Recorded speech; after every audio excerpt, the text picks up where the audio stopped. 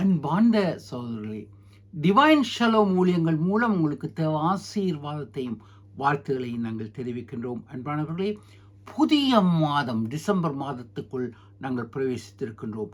7ஆம் திகதி டிசம்பர் மாதத்தில் இருக்கும் எங்களுக்கு ஆசீர்வாதங்களை தேவன் உங்களுக்கு தருகின்றார். அன்பானவர்களே, உங்களது ஜெப தேவைகள் ஆலோசனைகளுக்கு நீங்கள் எங்களுடன் தொடர்பு கொள்ள முடியும். இதுவரை சப்ஸ்கிரைப் செய்த உங்கள் யாவருக்கும் நன்றி. சப்ஸ்கிரைப் செய்யாதவர்கள் ஒரு தடவை சப்ஸ்கிரைப் செய்யட்டும். காணொலியை நம்மளிடத்தின் பகிர்ந்து கொண்டு தேவராஜ்யத்தின் விஸ்தாரத்துக்கு ஆசீர்வாதமாக இருக்கும்படி அன்பாக கேட்டுக்கிறேன். ஒரு விசை ஜெபம் செய்வோம். கர்த்தாவே, தாழ்மையில் இருந்து தாழ்வில் இருந்து எம்மை உயர்த்தும் தெய்வமே, உம்முடைய பிள்ளைகளின் மன சோர்வுகளையும் தாழ்மையையும் நீர் அறிந்து எங்களை உயர்த்தி ஆசீர்வதிக்கும்படி கேட்கின்றோம். இவ்வேளையிலும் பொருளாதார சூழ்நிலைகளில் பாதிக்கப்பட்டு நண்பர்களினாலும் உற்றார் உறவினர்களினாலும் ஏளனப்படுத்தப்பட்டு கொண்டிருக்கும் உடைய பிள்ளைகளை நீர் ஆசீர்வதித்து உயர்த்தும் கர்த்தாவே, சரீர வியாதிகள், குடும்ப சூழ்நிலைகள் பாதிக்கப்பட்ட உம்முடைய பிள்ளைகளை ஆசீர்வதிங்கள். பரிபூர்ண சுகத்தை கட்டளையிடுங்கள் கர்த்தாவே. வேலையில்லாமல் அன்றாடும் பிள்ளைகளுக்கு வேண்டிய பரிபூர்ண சுகத்தை கட்டளையிடுங்கள் தெய்வமே. விசேஷித்த நாட்களை கொண்டாடும் பிள்ளைகளை நீர் ஆசீர்வதியுங்கள். நீர் எங்களை ஆசீர்வதிக்கும் தெய்வம். அடியேனை உம்முடைய கருத்திலே ஒப்புக் கொடுக்கிறோம். அடியேனை உம்முடைய பரிசுத்தாவினால் நிரப்பி நீங்கள் பேசுங்கள். நாங்கள் கேட்கிறோம். நிகழ்ச்சியை கேட்கும் ஒவ்வொருவரையும் விசேஷித்த விதமாய் ஆசீர்வதியுங்கள். இயேசுவின் நாமத்தில் ஆமேன். அன்பானவர்களை, வேத பாடமாக அப்போஸ்தலர் நடவடிக்கைகள் 13ஆம் அதிகாரம் 22, 23 வசனங்களை வாசிக்க கேட்போம். பின்பு அவர் அவனை தள்ளி தாவீதை அவர்களுக்கு ராஜாவாக ஏற்படுத்தி, ஈசாயின் குமாரனாகிய தாவீதை என் இதயத்துக்கு ஏற்றவனாக கண்டேன், எனக்கு சித்தமானவைகளை எல்லாம் அவன் செய்வான் என்று அவனை குறித்து சாட்சியும் கொடுத்தார்.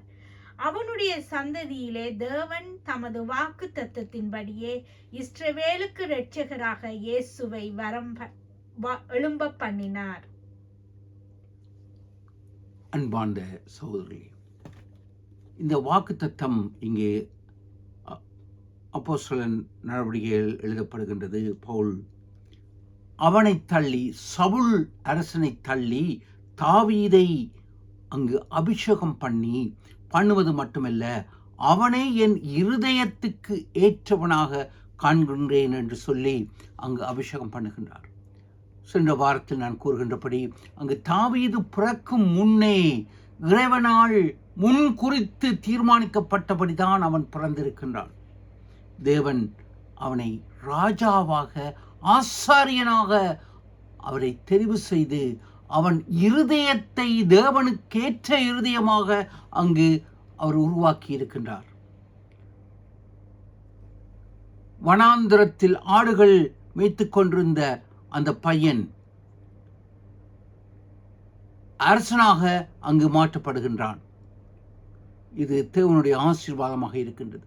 இங்கு சவுலை பார்க்கும் பொழுது அங்கு அவன் தேவனுக்கு பிரியமில்லாத காரியங்களை செய்கின்றான். அவன் அஞ்ஞானக்காரரையும் குறி சொல்கின்றவர்களையும் நாடி தேடுகின்றான்.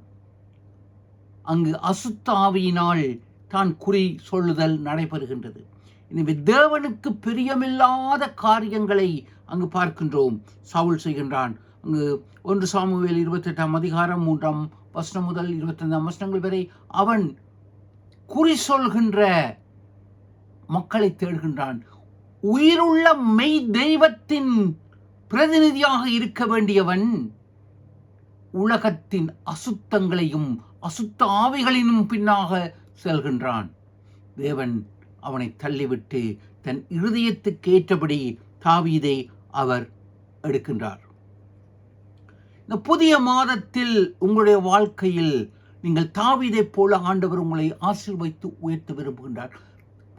ஆட்டு மேய்ப்பனாக இருந்த தாவீதை இறைவன் பெரிய அரசனாக மாற்றுகின்றார்.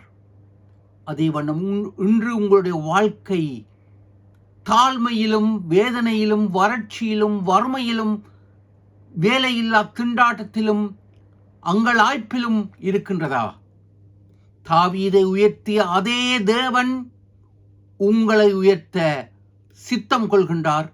அவருடைய வருவீர்களா? அன்பான தெய்வமே, அன்பான சகோதர சகோதரிகளே, தேவன் உங்களை பரிபூர்ணமாக ஆசீர்வதிப்பார். உங்கள் வாழ்க்கையை உயர்த்த தேவன் இந்த புதிய மாதத்தில் எதிர்காலத்தில் சித்தம் கொள்கின்றார். தேவன் உங்களை பரிபூர்ணமாக ஆசீர்வதிப்பார்.